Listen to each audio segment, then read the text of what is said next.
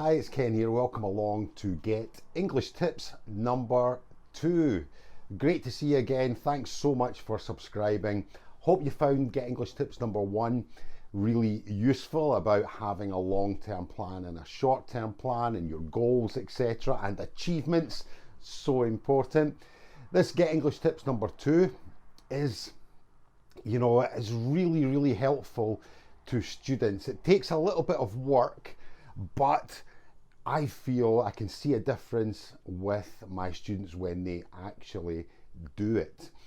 I've seen students in class, they'll be writing, lists and lists and lists of new vocabulary that they're listening to in class. And I always feel it's a bit of a waste of time, because unless you're going to use that vocabulary immediately or almost immediately, all this that you've written, you're going to forget. If you don't use it, you lose it. Is a common phrase that I always go through with my students. So instead of remembering lots and lots of vocabulary, I always encourage my students that if you find a new word, try and learn the variations of that new word. Now, if you do this, you're going to get 3 or 4 words for the price of 1. If you think about it, well, I'll go through exactly and I'll show you. Even if you have existing words, it doesn't need to be new vocabulary. If you can learn the variations of the words, it can actually, build really good habits, and it becomes very easy to do once you start doing it.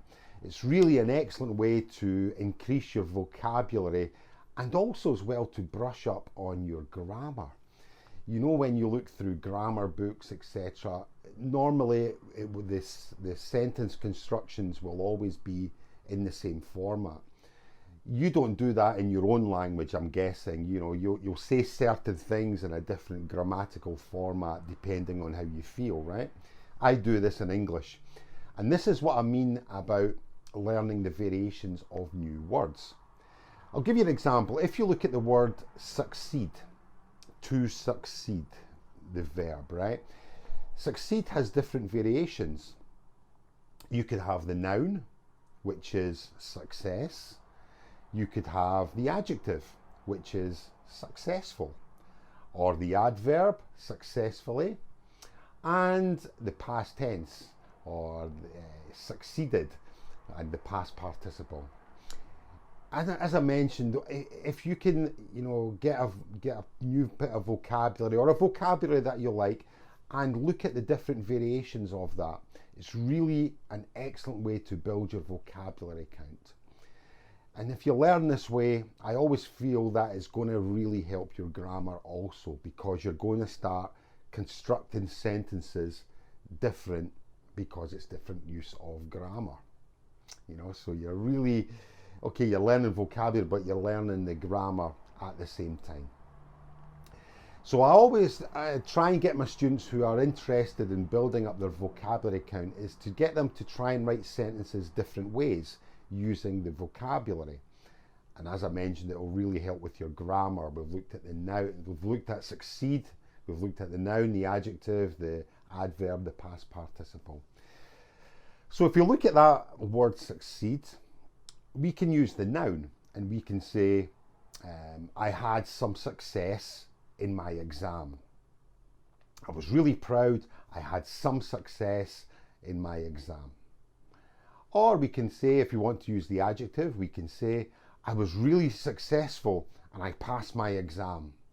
I was really successful and I passed my exam. Or I had a successful exam. I had a successful day doing my exam. If you want to use the adverb, I successfully passed my exam. And if we want to use the past tense, I succeeded in passing my exam. So as you can see there, we can use the different variations, and we've got 4 or 5 different sentences that we can use as an alternative. Now, this is just a practice. This is a great way to practice. A lot of students they try and learn all the time, but they're not actually practicing what they already know. And this is a great way just to practice what you already know. Okay, so I'll go through the sentences again. The word that we used was succeed. So we can say, I had some success in my exam. I was successful and passed my exam. I successfully passed my exam. And I succeeded in passing my exam. So this is what I mean by using the variations, okay? And this is where you should start to learn the suffixes and the prefixes, mostly the suffixes for these words, because they'll generally be the same for each class of words, but not always. Typical in English, isn't it? They have the general rule, but not the same for everything. So for example, the ending of the word ful, this will mean it's an adjective, as in successful, beautiful, etc. Ly usually means that the word is an adverb, as in successfully or beautifully. Ess will tell you it's a noun. For example, blackness is the noun. So it's really important as well to look at the suffixes of the word, and this will tell you the grammar point for the word. And once you start, recognize these endings, you'll start to really learn English faster. Now, when I've been teaching, I always advise my students to look at the word, and it's really important, instead of writing the lists that I mentioned before, if you like the sound of the word, then you can use it to its full potential. It's really important in everything that you do something that you like. And if you like the sound of a word, start using that, because you're going to remember it. I always feel it's really important, if you like the sound of the word, to start putting it into your vocabulary. You'll start using it, you'll tend to use it more, and you'll start using it correctly with much more feeling and enthusiasm. And of course, if you do that, it just means that people will start to listen to you more. And obviously, if people listen to you, you're going to get some great confidence when you're speaking English. So it has a big knock-on effect. As I mentioned in Get English Tips number 1, have the small successes leads to the big success. Start using words that you like, and I guarantee you'll start growing in confidence. Let us know how you get on. And just remember, as a guide, it's not always 100% as a rule. If it was easy, then everyone would be doing it and everyone would be successful. But it's not easy. You have to start putting it into practice. So there we go. Start learning the variations of new words. Take some time and write sentences using it as the noun, adjective, adverb, etc. Just as practice. You'll really improve with your grammar also. So that's Get English Tips number 2. If it's been helpful for you, leave and you're on the website or on YouTube, leave a comment below and let me know what you think about this Get English tip.